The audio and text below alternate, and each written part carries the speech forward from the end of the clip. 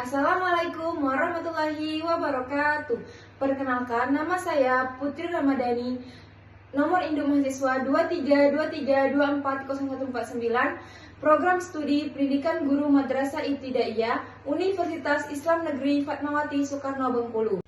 Saya membuat video ini guna memenuhi tugas akhir mata kuliah Pembelajaran PPKN MISD dengan dosen pengampu Bapak Ageng Zakwan Tuba.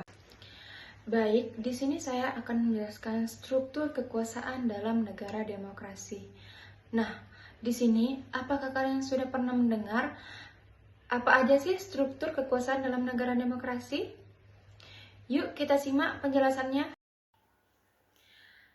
Salah satu prinsip fundamental dalam negara demokrasi adalah pembagian kekuasaan, separation of power, sebagai upaya menjaga terjadinya pemumpukan kekuasaan pada satu pihak atau lembaga tertentu. Konsep ini diperkenalkan oleh filsuf Prancis Montesquieu dalam karyanya yang terkenal L'Esprit des Lois, The Spirit of Law. Menurut Montesquieu, untuk menjamin kebebasan dan keadilan dalam negara, kekuasaan harus dibagi menjadi 3 cabang utama yang berdiri sendiri, namun saling mengawasi, check and balance. Yaitu yang pertama kekuasaan legislatif, yaitu kekuasaan membuat undang-undang. Kedua, kekuasaan eksekutif, yaitu kekuasaan untuk melaksanakan undang-undang. Dan yang ketiga yaitu kekuasaan yudikatif, yakni kekuasaan untuk menguasai pelaksanaan hukum dan menyelesaikan sengketa hukum. Di Indonesia, prinsip lembaga kekuasaan diatur secara tegas dan dalam Undang-Undang Dasar Negara Republik Indonesia tahun 1945 pasca amandemen. Berikut ini adalah penjabaran struktur kekuasaan lembaga negara dalam sistem demokrasi di Indonesia. 1. Lembaga legislatif, DPR dan DPD. Lembaga legislatif di Indonesia terdiri atas 2 kamar, bikameral, yakni Dewan Perwakilan Rakyat DPR dan Dewan Perwakilan Daerah DPD. Kedua lembaga ini memiliki peran penting dalam proses legislasi dan pengawasan jalannya pemerintahan. A. Dewan Perwakilan Rakyat DPR adalah lembaga perwakilan rakyat yang memiliki 3 fungsi utama, yaitu 1. Fungsi legislasi, yakni membentuk undang-undang bersama presiden. Kedua, fungsi pengawasan, yakni mengawasi pelaksanaan undang-undang, anggaran, dan kebijakan pemerintah. 3. Fungsi anggaran, yaitu menyusun dan menyetujui anggaran pendapatan dan belanja negara APBN.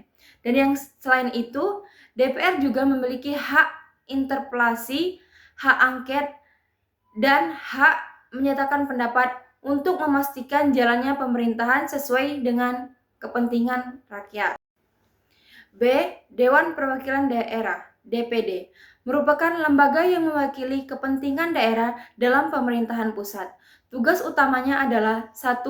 Memberikan pertimbangan atas rancangan undang-undang yang berkaitan dengan otonomi daerah.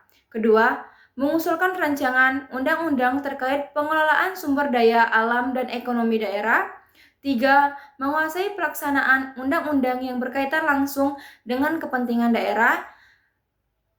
Meskipun DPD tidak memiliki kekuasaan legislasi setara DPR, keberadaannya memperkuat semangat desentralisasi dan otonomi daerah dalam kerangka Negara Kesatuan Republik Indonesia (NKRI).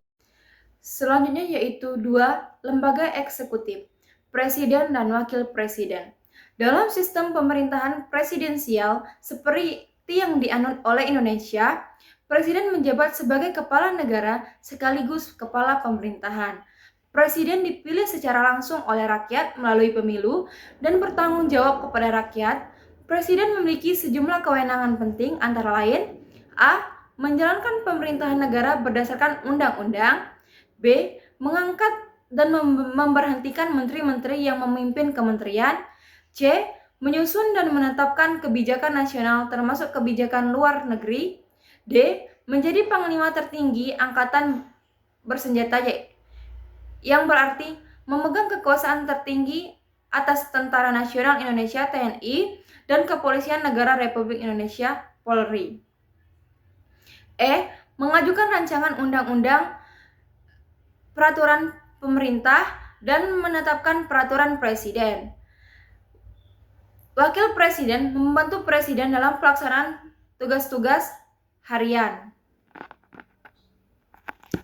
serta menggantikan presiden apabila berhalangan, meninggal dunia, mengundurkan diri, atau diberhentikan. Dan yang ketiga yaitu lembaga yudikatif, Mahkamah Agung dan Mahkamah Konstitusi.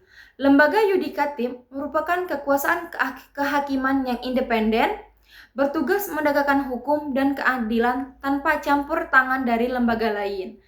Dua lembaga utama dalam sistem peradilan di Indonesia adalah yang pertama, Mahkamah Agung (MA), merupakan lembaga peradilan tertinggi yang memiliki kewenangan untuk yang pertama, 1. Memeriksa dan memutus perkara tingkat kasasi. 2. Menyelesaikan sengketa peradilan tata usaha negara, perdata, dan pidana. 3. Memberikan pertimbangan hukum kepada presiden terkait permohonan gerasi dan rehabilitasi. B. Mahkamah Konstitusi (MK) dibentuk pasca amandemen Undang-Undang Dasar 1945 dan memiliki peran strategi dalam menjaga konstitusionalisme produk hukum. Wewenang MK meliputi 1. Menguji undang-undang terhadap UUD 1945. 2. Memutus sengketa kewenangan antar lembaga negara. 3. Memutus pembubaran partai politik. 4. Memutus perselisihan hasil pemilu. Keberadaan MA dan MK menjamin bahwa hukum tidak digunakan secara sewenang-wenang dan semua kebijakan pemerintah dapat diuji secara konstitusional. Selanjutnya, 4. Lembaga-lembaga pendukung demokrasi. Untuk mendukung tegaknya sistem demokrasi yang sehat dan partisipatif, terdapat sejumlah lembaga negara yang berperan sebagai pegawai prinsip-prinsip demokrasi dan keadilan, di antaranya 1. Komisi Yudisial (KY) berfungsi menjaga kehormatan, keluhuran, martabat, serta perilaku hakim. KY atau Komisi Yudisial memiliki wewenang memberikan rekomendasi kepada MA dalam proses seleksi dan pemberhentian hakim agung. 2. Komisi Pemilihan Umum atau KPU bertugas menyelenggarakan pemilu atau pemilihan umum secara langsung, umum, bebas, rahasia, jujur, dan adil. KPU menjamin agar hak konstitusional rakyat dalam memilih dan dipilih terlaksana dengan baik. Selanjutnya C. Badan Pemeriksa Keuangan (BPK) bertanggung jawab dalam memeriksa pengelolaan dan tanggung jawab keuangan negara secara independen.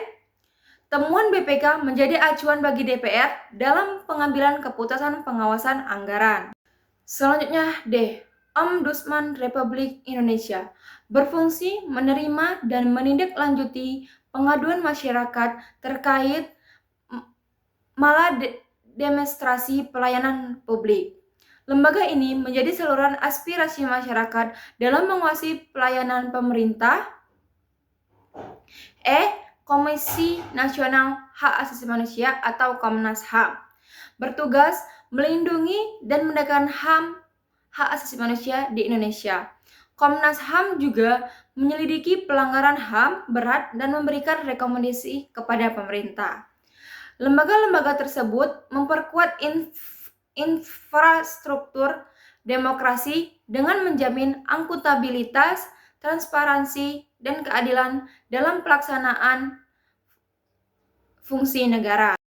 Jadi, kesimpulannya, dalam pelaksanaan kekuasaan negara dikenal prinsip pemisahan kekuasaan antara legislatif, eksekutif, dan yudikatif. Agar tidak terjadi penyimpangan wewenang, masing-masing lembaga memiliki tugas dan fungsi saling mengawasi dan melengkapi.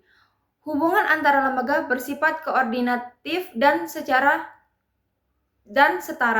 mencerminkan semangat demokrasi yang sehat dan berkeadilan. Itulah penjelasan yang bisa saya sampaikan. Apabila saya banyak kesalahan, saya mohon maaf. Saya akhiri. Wassalamualaikum warahmatullahi wabarakatuh.